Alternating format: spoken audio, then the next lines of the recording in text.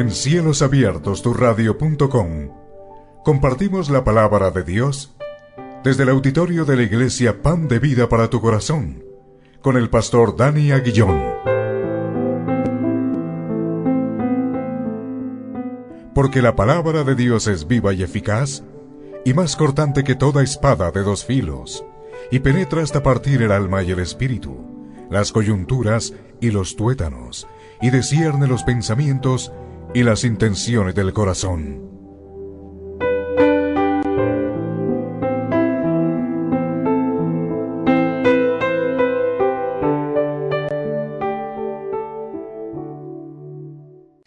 En esta oportunidad vamos a continuar con la Epístola de Santiago. Epístola de Santiago, y para ello te invito para que puedas ir a la palabra de Dios, me puedas acompañar a la palabra de Dios, a Santiago 1, versículos 13 al 15.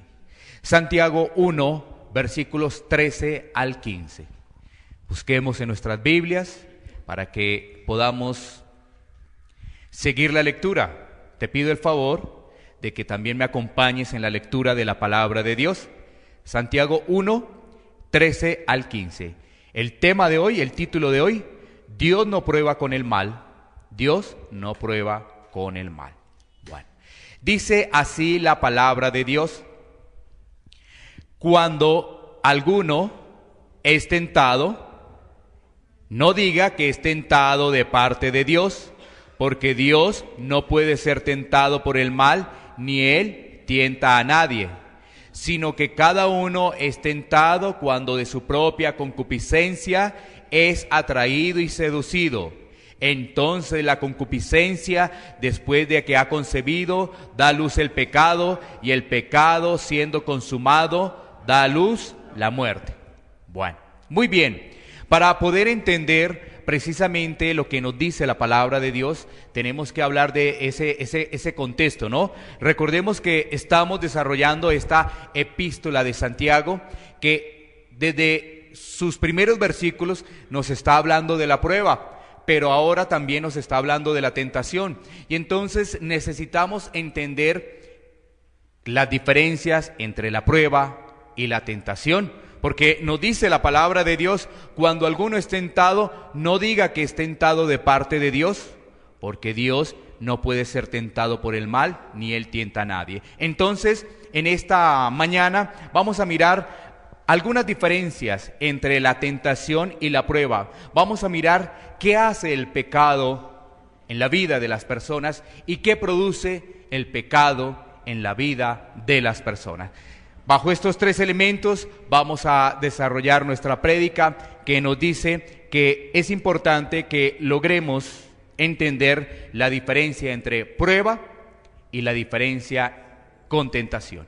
Y para ello, pues tenemos que ir al lenguaje original. Recordemos que el Nuevo Testamento está escrito en griego para poder identificar la diferencia entre prueba y tentación. Resulta que prueba en el griego es la palabra peirasmos. Peirasmos, esa es, peirasmos. Y tentado es peirazo. ¿Sí ves? Muy parecido. Mientras que prueba es peirasmos, tentado es peirazo. La raíz es muy parecida. La raíz de esas dos palabras es muy parecida, pero a través de la palabra de Dios vamos a identificar la diferencia, porque la palabra de Dios nos trae esa diferencia. Entonces, mira, la prueba es bajo estas características: ser probado por el sufrimiento externo causado por la prueba. Vuelvo a repetir, la prueba es ser probado por el sufrimiento externo causado por la prueba. Hay un sufrimiento que es externo, que es causado por la prueba. Mientras la tentación, mira, la tentación es ser probado por la seducción interna. Ser probado por la seducción interna, es decir, por lo que produce nuestro corazón.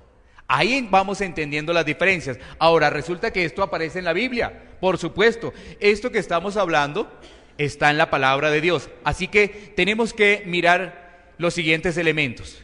Dios no tienta a nadie por el mal. Tenemos que tenerlo muy claro. Dios no tienta a nadie por el mal. Imagínate a una persona que tiene problemas quizás de adulterio o alguna cosa y dice, es que Dios, mira, me puso esta mujer, me puso esta dama. Terrible, ¿no? Decir eso, completamente terrible, ¿no? Entonces, tenemos que entender que Dios no tienta a nadie por el mal, que son nuestros deseos los que nos arrastran y dominan a ceder ante esa tentación. Entonces, en los versículos anteriores que hemos visto estos domingos, vemos que Dios prueba a sus hijos. Pero en este pasaje queda claro que Dios no está probando con el mal. Dios no prueba a los hombres con el mal. Vamos a mirar entonces pasajes bíblicos donde nos habla de la prueba, que Dios prueba, pero también vamos a hablar de lo que produce nuestro corazón, en este caso es la tentación, para lograr identificar muy bien lo que hemos plasmado a través de esta prédica. Vámonos a ir entonces a Génesis 22, 1, 2. Génesis 22, 1, 2. Para poder entender que Dios prueba. Dios prueba, claro, Dios prueba. Pero también para poder entender que Dios no prueba con el mal. Dios no prueba con el mal. Génesis 22, versículos 1 y 2. Génesis 22, versículos 1 y 2, para poder seguir avanzando en este tema. ¿Ya lo tenemos? Aquí este pasaje nos está hablando de Abraham, pero también de su hijo Isaac. Vamos a leer. Dice así la palabra de Dios. Aconteció después de estas cosas que probó Dios a Abraham y le dijo, Abraham, y él respondió, heme aquí. Versículo 2, y dijo, toma ahora tu hijo, tu único Isaac, a quien amas, y vete a tierra de Moriab, y ofrécelo allí en holocausto, sobre uno de los montes que yo te diré. Miremos que aquí nuestro Señor, aquí Dios Padre eterno, poderoso, está probando la fidelidad, la obediencia de ¿quién? De Abraham. Recordemos que le había dado a su hijo, que su hijo había estado en una promesa, pero que obviamente Abraham y su esposa no podían tener hijos. Y llegó el momento donde le dice nuestro Señor, bueno, ofrécelo en sacrificio, ofrécelo. Y él es obediente, él es obediente. Pero aquí nos damos cuenta a través de este pasaje de que Dios está probando. Dios probó a Abraham y Dios va a probarnos a nosotros. Pruebas a nosotros llegan. Sigamos mirando otro ejemplo. Deuteronomio 8, 2, 4. Deuteronomio 8, 2, 4. Que nos entrega también la palabra de Dios. Deuteronomio 8, 2, 4. Mira lo que dice la palabra de Dios. Y te acordarás de todo el camino por donde te ha traído Jehová tu Dios estos 40 años en el desierto, para afligirte, para probarte, para saber lo que había en tu corazón, si había de guardar o no sus mandamientos. Y te afligió, y te hizo tener hambre, y te sustentó con maná, comida que no conocías tú, ni tus padres la habían conocido, para hacerte saber que no solo de pan vivirá el hombre, mas de todo lo que sale de la boca de Jehová vivirá el hombre. Tu vestido nunca se envejeció sobre ti, ni el pie se te ha hinchado en estos, ¿qué? 40 años. 40 años, nada más y nada menos, en el desierto. Se demoraron 40 años. Y ahí cuando tú lees este pasaje te vas a dar cuenta lo que dijimos a la introducción, ¿no? Ser probado por el sufrimiento externo causado por la prueba. Y démonos cuenta que ese pueblo vivió aflicción. ¿Por qué? Porque obviamente era probado, estaba en el desierto y a través del desierto el Señor los probó. Y obviamente muchos se quedaron en el desierto. Muchos se quedaron en el desierto porque siempre va a venir cosas a nuestra mente, va a venir cosas a nuestra vida. ¿Por qué? Porque cuando viene la prueba, recordemos, Nosotros siempre estamos buscando un culpable y a veces lo primero que buscamos es el culpable Dios. Esto me sucede porque Dios ya no me escucha. Esto tal porque Dios me abandonó. Siempre buscamos un culpable. Si no, buscamos a otras personas. Siempre lo hacemos. Y por eso el Señor probó 40 años. Sin embargo, ¿sabes qué dice la palabra? Los que realmente fueron fieles, el Señor los sustentó. El Señor le dio el maná. Y dice ahí, no solamente de pan vivirá el hombre. ¿Sabes qué estaba ahí diciendo el Señor? Que el Señor es el sustentador. Y tú recuerdas un pasaje que hay en el Evangelio de Mateo, en el capítulo 4, que habla de la tentación de Jesús, repitiendo las mismas palabras que acabamos de leer en Deuteronomio. Son las mismas palabras. Las mismas palabras. ¿Sí ves? Bueno, démonos cuenta que a veces, lamentablemente, por circunstancias, nosotros estamos buscando echarle la culpa a alguien. Estamos buscando echarle la culpa a alguien. Miremos este pasaje también. Primera de Pedro 2:11. Primera de Pedro 2:11. Con estos dos primeros pasajes nos damos cuenta que el Señor prueba. Ahí ya quedó claro que el Señor prueba. Y vamos a empezar a mirar ahora los argumentos de lo que es el tema de la tentación. Primera de Pedro 2:11, donde nos dice: amados, yo ruego como a extranjeros y peregrinos que os abstengáis de los deseos carnales que batallan contra el alma. Bueno, mira que ahí la palabra de Dios primero nos dice extranjeros y peregrinos. Esa debe ser nuestra identificación, porque este no es nuestro lugar eterno donde estamos. No, este no es. La Biblia ahí dice que somos extranjeros. La Biblia nos dice que somos peregrinos, que esta no es nuestra casa eterna. No, esta no es. Estamos acá de paso. Y como estamos acá de paso, la palabra nos dice que nos abstengamos de esos deseos carnales que batallan, ¿sí ves? Contra el alma. Esos deseos batallan contra el alma. ¿Cuáles son esos deseos carnales que batallan contra el alma? Y entonces nos vamos a dar cuenta y vamos a comprender lo que nos dice la palabra de Dios a través del Evangelio de Mateo, capítulo 15, versículos 17 al 20. Porque ahí vamos a encontrar qué es lo que sale de nuestro interior, para poder entender que eso que sale de nuestro interior, eso es unas que se convierte en tentaciones, ¿no?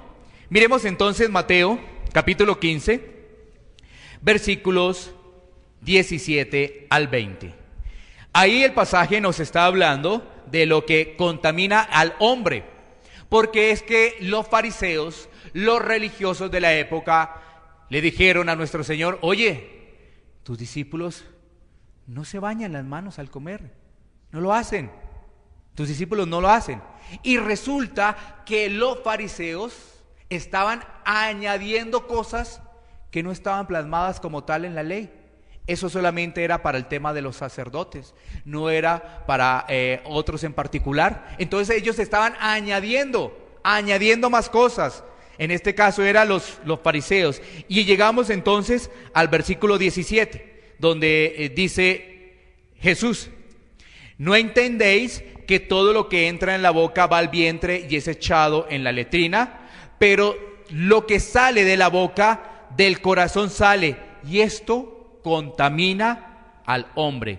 Porque del corazón salen los malos pensamientos, los homicidios, los adulterios, las fornicaciones, los hurtos, los falsos testimonios, las blasfemias. Estas cosas son las que contaminan al hombre, pero el comer con las manos sin lavar no contamina a hombre. Eso no contamina al hombre.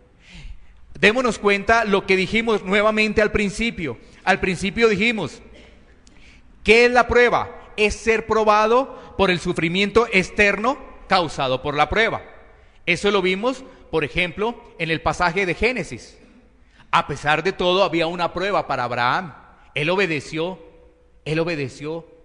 pero de todas formas sabía que estaba en una prueba. Miremos también lo que hicimos referencia en Deuteronomio. Vemos que durante 40 años el pueblo pasó por el desierto. Allí había una prueba de Dios. Pero démonos cuenta ahora que en este pasaje de Mateo se nos está hablando de nuestros deseos, de lo que produce nuestro corazón. Y ahí empieza a especificar qué es lo que produce nuestro corazón. Nuestro corazón, ¿qué produce, no?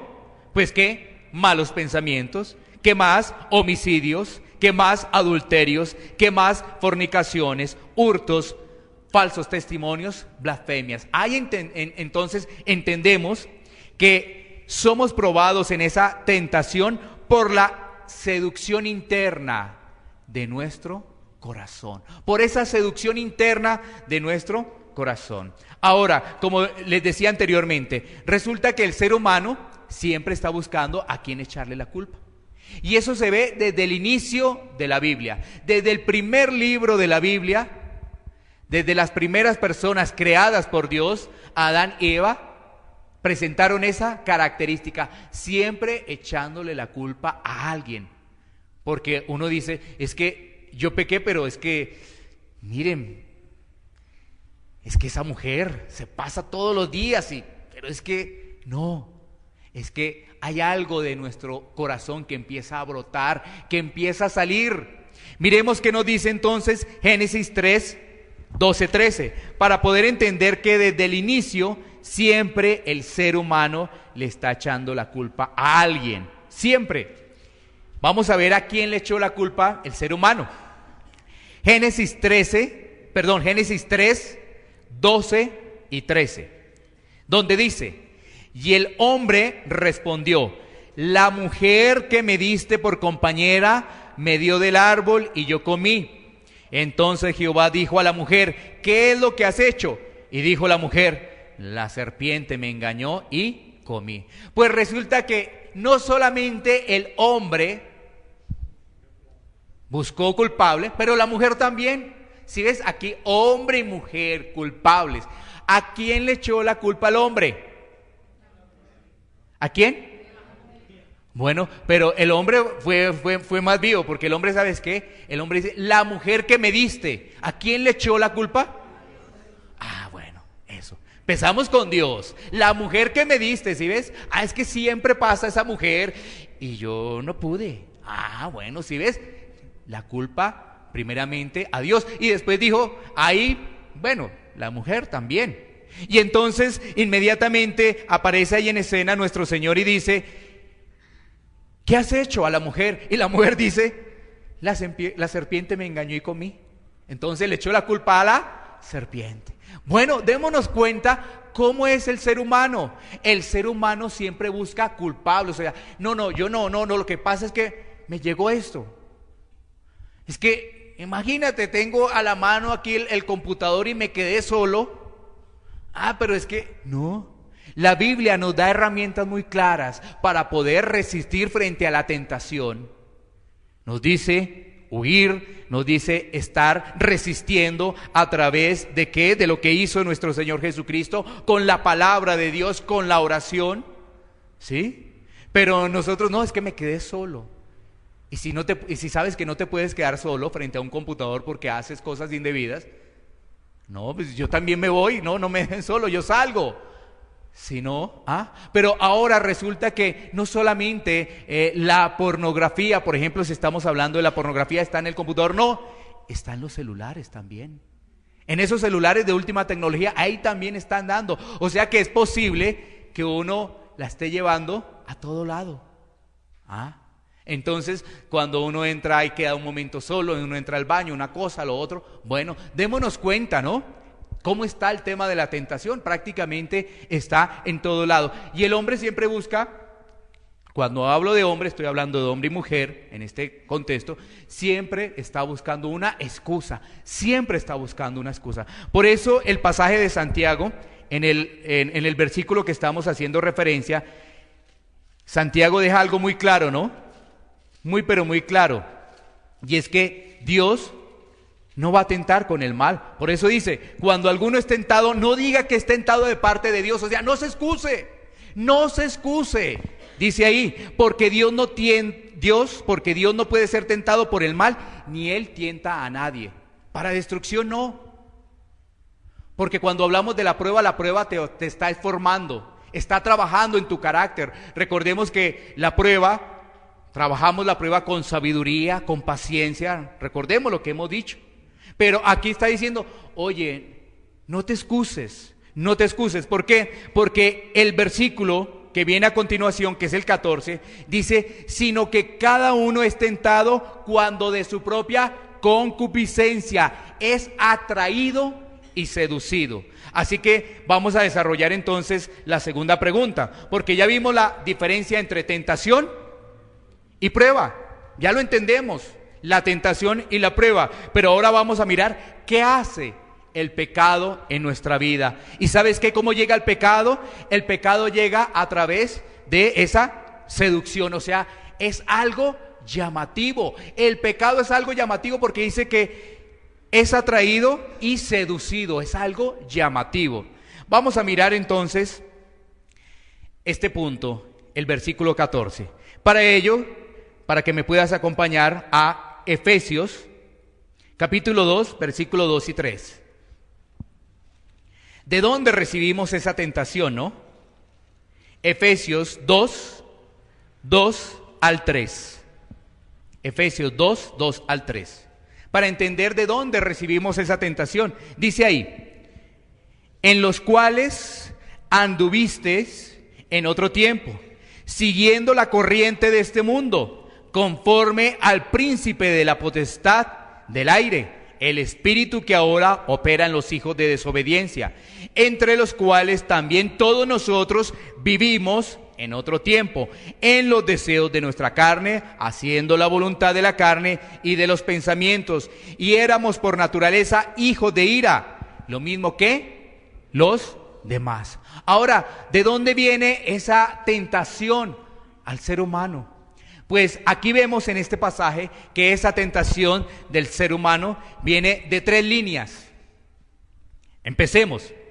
En los cuales anduvisteis en otro tiempo, siguiendo la corriente de este mundo. O sea, a través de lo que hay en el mundo, recibimos nosotros esa tentación, el mundo, a través de lo que hay en el mundo. Pero fíjate que ahí sigue, conforme al príncipe de la potestad del aire. ¿Quién es el príncipe de la potestad del aire? Satanás. Es decir, a través también de Satanás recibimos esa tentación. Estamos hablando del mundo, estamos hablando de Satanás. También a través de Satanás recibimos esa tentación. Dice, el espíritu que opera en los hijos de desobediencia, entre los cuales también todos nosotros vivimos en otro tiempo en los deseos ¿de qué? De nuestra carne. O sea que recibimos también la tentación por la carne, por nuestros deseos, por la carne. Ahí están esas 3 líneas. O sea que la tentación viene a nuestra vida a través del mundo, a través de Satanás y a través de la carne. Ahí viene esa tentación, ahí viene. Claramente nosotros sabemos quién es el príncipe, ¿no es cierto? Como lo dice ahí, de la potestad del aire. Pero miremos 2 pasajes adicionales para que eso nos quede muy claro. Juan 14:30. Juan 14:30, para que eso nos quede muy claro. Obviamente ya lo hemos identificado, pero miremos 2 pasajes adicionales.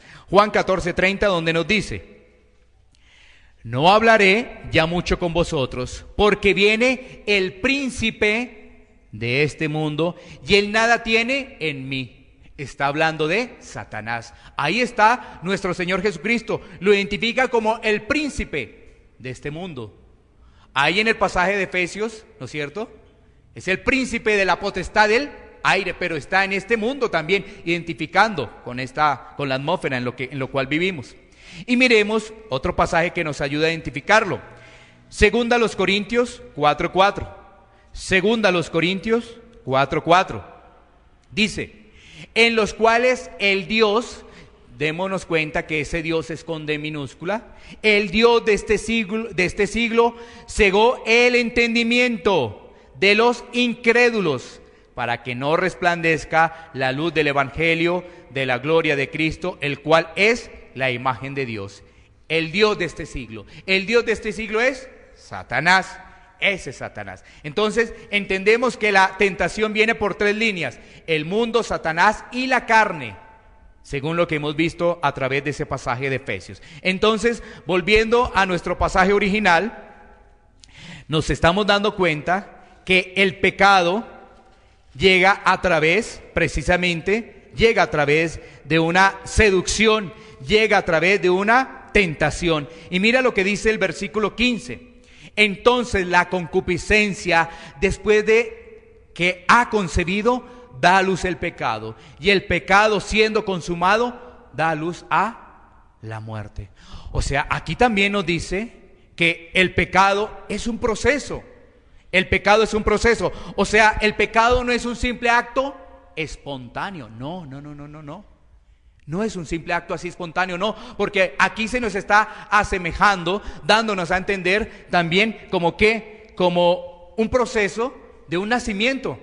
¿Sí ves? Que se concibe. ¿Cómo es un nacimiento? Se concibe, se está esperando a que nazca, después da luz y después ya está listo el bebé. Lo mismo sucede con el pecado. Aquí Santiago nos ilustra que así sucede con el pecado, ¿no es cierto? Entonces, ¿cómo llega ese pecado? Entonces, mira, llega a través de ¿qué? Los pensamientos. El pecado llega a través de los pensamientos. Esos pensamientos empiezan a ser vivos a través de los sentidos, porque es a través de nuestros sentidos que empezamos como a desear, a codiciar, ¿no es cierto? Después entonces se vuelven acción. Cometemos ese pecado y el producto del pecado es ¿qué? La muerte. Mira lo que nos está diciendo la palabra de Dios. O sea, todo empieza a llegar a los pensamientos. Vienen los pensamientos. Y después, con esos pensamientos se reproduce en nuestros sentidos. Después de nuestros sentidos, pues vamos al hecho. Y después, ya consumado el hecho, pues el pecado es la muerte. Porque dice la palabra de Dios que la paga del pecado es ¿qué? La muerte. Así lo dice la palabra de Dios. Tenemos que comprenderlo. Entonces, miremos un ejemplo de lo que estamos haciendo referencia. En Josué 7:1 y el 21. Primero vamos a Josué 7:1. Miremos en el caso de Josué, para poder identificar lo que acabamos de referenciar y que sea sustentado por la palabra de Dios. Entonces, Josué 7:1 nos dice: pero los hijos de Israel cometieron una prevaricación en cuanto al anatema, porque Acán, hijo de Carmi, hijo de Zabdi, hijo de Sera, de la tribu de Judá, tomó del anatema, y la ira de Jehová se encendió contra los hijos de Israel. Antes de ir al versículo 21 de Josué, permíteme explicarte qué es lo que sucede allí, en esta historia. Si vemos los capítulos anteriores, nos damos cuenta que el pueblo de Israel toma a Jericó, toma la ciudad de Jericó, pero nuestro Señor le da instrucciones precisas de lo que tenían que hacer, instrucciones precisas. Pero lamentablemente alguno no tuvo en cuenta esa situación. Es que tengamos presente algo. El Señor nos previene. ¿Y por qué nos previene? Porque nos ama. El Señor nos previene. Ya después dice, bueno, ya tú lo hiciste, hay una consecuencia. Pero el Señor nos previene. Oye, no hagas esto, no lo hagas. Y entonces pasa lo mismo en lo que estamos relatando en el pasaje de Josué. Miremos qué ocurre entonces en el versículo 21, porque ya nos dimos cuenta que Acán tomó lo que no debía de tomar. Y mira lo que dice Josué, versículo 21. Pues vi entre los despojos un manto babilónico muy bueno, y 200 siclos de plata, y un lingote de oro de peso de 50 siclos, lo cual codicié y tomé, y aquí que está escondido bajo la tierra, en medio de mi tienda, y el dinero debajo de ella. Si nos damos cuenta, dice, pues vi. Imagínate, pongamos un ejemplo a lo de hoy, y tomémoslo con dinero, o como cosas preciosas, como aparece hoy allí. Resulta, tú no tienes trabajo, y resulta que alguien dejó 500,000, 1,000,000, 10 millones. ¿Sí ves el pensamiento cómo llega? No hay trabajo, dinero, sustento para mi familia. ¿Sí ves? Pensamiento. Entonces, ¿qué harías? ¿Será que tú vas a tomar el dinero? Pero si ves, todo llega a través del pensamiento, y ese pensamiento empieza a hacer una acción a través de tus sentidos, porque lo estás viendo el dinero, ¿no? Esto es como cuando a alguien se le caía un billete y llegaba alguien y ¡pum!, le ponía ahí el pie. Y miraba para todo lado, como para hacerse el que no era con él, ¿no? ¿No es cierto? Alguno, de pronto debe ser que alguno vio algo parecido, ¿no? Entonces, claro, así es, eso es, así llega el pecado. Como que no es con uno, ¿no? Haciéndose uno el loco. Esto no es conmigo. Así llega el pecado. Eso es lo que estaba diciendo ahí. Acán, eso era lo que estaba diciendo. Que él vio eso y lo tomó, lo codició, lo quiso para él. Lo quiso para él. Pero démonos cuenta qué fue lo que sucedió con Acán. Tremendo, ¿no? Afuera. No va con nosotros. Eso es. Ese es el tema, porque ¿sabes qué? El pecado produce muerte. El pecado produce muerte. Eso debemos comprenderlo y entenderlo. Ahora, la Biblia nos habla de 3 muertes, ¿no es cierto? No solamente nos está hablando de la muerte física, sino también nos habla de la muerte espiritual. Muerte física, muerte espiritual y muerte eterna. La Biblia nos habla de 3 tipos de muerte: muerte física, muerte espiritual y muerte eterna. Miremos esto que acabamos de decir, sustentémoslo rápidamente con la Biblia para llegar a la parte final. Por ejemplo, la muerte espiritual la podemos ver claramente en Génesis 2:17. Génesis 2:17, donde nos dice la palabra de Dios. Ahí hay una advertencia de Dios, dice: mas del árbol de la ciencia del bien y del mal no comerás, porque el día que de él comieres, ciertamente morirás. Démonos cuenta, ellos no murieron inmediatamente, no, murieron después. Ahí hubo una muerte espiritual, una desconexión de Dios, muerte espiritual. Pero también, como decía, hay una muerte física. Miremoslo en Génesis 5:5. Génesis 5:5, muerte física. Y fueron todos los días que vivió Adán, 930 años, y murió. ¿Cuánto vivió Adán? 930 años. Esto nos dice que cuando ellos desobedecieron, al momento no murieron físicamente, murieron fue espiritualmente, pero después, por la consecuencia del pecado, murieron también físicamente. ¿Sí ves? Mira, entendamos esto. Esa muerte se produce de todas formas, porque desde que estemos desconectados de Dios hay una muerte espiritual, y si seguimos con esa muerte espiritual vamos a tener muerte, siempre va a estar muerte, porque va a estar la muerte física y la condenación eterna. O sea que ya hemos visto muerte espiritual, muerte física, ahora vamos a la muerte eterna. Apocalipsis 2:11. Apocalipsis 2:11. Donde nos dice la palabra de Dios: el que tiene oído, oiga lo que el Espíritu dice a las iglesias. El que venciere no sufrirá daño de la segunda muerte. Esa segunda muerte es la muerte eterna. Esa es la muerte eterna. Ahí están los 3 tipos de muerte. Y entonces, cuando volvemos a nuestro pasaje de Santiago, en el versículo 15 dice: entonces la concupiscencia, después que ha concebido, da a luz el pecado, y el pecado, siendo consumado, da luz a la muerte. Da luz a la muerte. Y esa muerte, pues ya vimos que la Biblia nos expresa 3 clases de muerte. Ahora viene la pregunta: ¿cómo podemos resistir ante la tentación? ¿Cómo podemos resistir ante la tentación? Para finalizar, vámonos rápidamente a Mateo, al capítulo 4. Mateo 4. Donde vamos a mirar la tentación de Jesús y vamos a ver ese gran ejemplo. ¿Por qué? Porque recuerda que la tentación es lo que produce la carne, lo que se afila con el mundo y donde Satanás está actuando como protagonista. Eso es. Entonces, miremos lo que ocurre allí. Dice rápidamente, entonces Jesús, 4:1, entonces Jesús fue llevado por el Espíritu al desierto para ser tentado por el diablo, por el mal, no por el bien, no, por el mal, por el diablo. Y después de haber ayunado 40 días y 40 noches tuvo hambre. Y vino a él el tentador y le dijo, si eres hijo de Dios, di que estas piedras se conviertan en pan.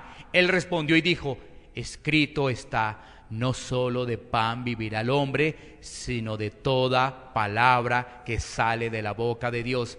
Deuteronomio capítulo 8, versículo 3. Él lo que hizo fue responder con la palabra de Dios, no con lo que él pensaba. ¿Será que si hago esto? ¿Será que si tomo este dinero? ¿Será que hago? Y más bien, ¿sabe qué hago este dinero? Una parte la tomo para mí y otra parte para una fundación. No. La palabra de Dios es muy clara. Claro, porque así es la mente, así son los pensamientos del ser humano. No, pero es que mire, yo también voy a hacer de ahí el bien. Yo también voy a hacer tal cosa. No. Démonos cuenta de ello. Aquí nuestro Señor responde con la palabra de Dios, o sea, resiste. Es una resistencia. ¿Y cómo resiste? Con la palabra de Dios. Pero démonos cuenta que el versículo 2 nos dice, después de haber ayunado 40 días, ahí está el tema de la oración. ¿Cómo estamos nosotros para poder resistir la tentación? ¿Cómo estamos en la oración? Aquí nos habla de que Jesús fue al campo de batalla, pero Él estaba preparado. Él estaba realmente, como se puede decir, y tomando un ejemplo de la Biblia, con la armadura de Dios. Si lo podemos mirar bajo esas características. Porque Él no fue al campo de batalla desprotegido. No. Si vamos al campo de batalla desprotegido, vamos a perder la batalla. Y recuerda que si perdemos la batalla, ahí está la muerte. Muerte espiritual, muerte física y muerte eterna. A veces nosotros decimos, no, ya no tengo problema con eso, ya no lo tengo, pero tienes el billete ahí a toda hora que te está haciendo ojitos. No juegues con eso, porque los seres humanos tenemos debilidades. Los seres humanos tenemos debilidades. No podemos estar jugando con el pecado, decir, no, no, tienes que estar en oración, tienes que estar instruido en la palabra de Dios, porque mira lo que dice el siguiente versículo, versículo 5. Entonces el diablo le llevó a la santa ciudad y le puso sobre el pináculo del templo y le dijo, si eres hijo de Dios, échate abajo, porque escrito está, a sus ángeles mandará acerca de ti y en sus manos te sostendrán para que no tropieces con tu pie en piedra. Jesús le dijo, escrito está también, no tentarás al Señor tu Dios. Entonces, ¿qué hace el enemigo? Malinterpretar. ¿Qué hace el enemigo? Manipular la palabra de Dios, porque el enemigo también conoce la palabra de Dios.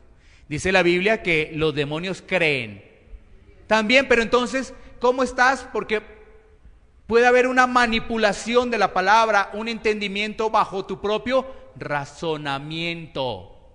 Y ahí es cuando el enemigo entra y hace fiestas. Bajo tu propio razonamiento, no es que esto es así, no es que esto me dice, no, esto no es así. Yo pienso que esto es así, como lo dice la palabra, yo lo entiendo así. Y esto yo lo entiendo así. No, si lo sigues entendiendo así, vas a tener problemas. Y mira lo que dice, versículo 8. Otra vez le llevó el diablo a un monte muy alto y le mostró todos los reinos del mundo y la gloria de ellos. Y le dijo, todo esto te daré si postrado me adorares. Entonces Jesús le dijo, vete Satanás, porque escrito está, al Señor tu Dios adorarás y al solo servirás. Esto es la fama del mundo. el dinero del mundo. Recuerda un pasaje que nos dice la palabra de Dios en Primera de Juan, capítulo 2, versículo 16, que nos habla del mundo, ¿no? De los deseos de los ojos, la vanagloria del mundo.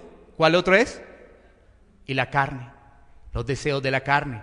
Eso está en Primera de Juan, capítulo 2, versículo 16. Así es, ahí está. Entonces, esto es algo muy importante que nosotros debemos atesorar en nuestro corazón, que la manera para poder resistir es que Jesucristo esté en nuestra vida y estemos siguiendo sus pasos en oración y entendiendo la palabra de Dios y desligándonos completamente del mundo. Hoy en día, ese último pasaje que acabamos de leer, el versículo 7 y 8 y 9, nos está hablando de ese falso evangelio de la prosperidad. A que la gente está yendo a muchos lados y esos sitios están prácticamente que no caben. Y ahí está, míralo, ahí está. ¿Eso quién lo produjo? El enemigo. ¿Esa invitación quién la da? El enemigo. Y la gente no se da cuenta. Por eso te digo que a veces viene la tentación y tú razonas conforme a tu corazón. Y como tu corazón no ha nacido de nuevo, entonces sigues pidiendo. No, cuando el pastor dice, tú eres un millonario, tú eres una millonaria, tú dices, ay, eso es para mí, eso es para mí. Porque así lo dicen, tú eres un millonario, tú eres una millonaria, así lo dicen. Eres un campeón, míralo, ahí está, aquí está eso es lo que ofrece el enemigo. Eso es lo que te está ofreciendo el enemigo y nosotros lamentablemente caemos. Porque no hay entendimiento de la palabra de Dios. Para poder resistir la tentación, debes tener a Cristo, obedecerle la palabra, la oración, y vas a poder decir ahí como dice el versículo 10, vete Satanás, porque escrito está, al Señor tu Dios adorarás y a Él solo servirás. Decirlo contundentemente, sabiendo de que solamente tú le sirves al Señor. No te dejas engañar por el mundo, por la carne, por Satanás, por lo que llega a los ojos. No te dejas engañar. Así que nos queda, antes de ponernos en pie, entender algo muy importante. No le echemos la culpa a Dios de nuestras faltas.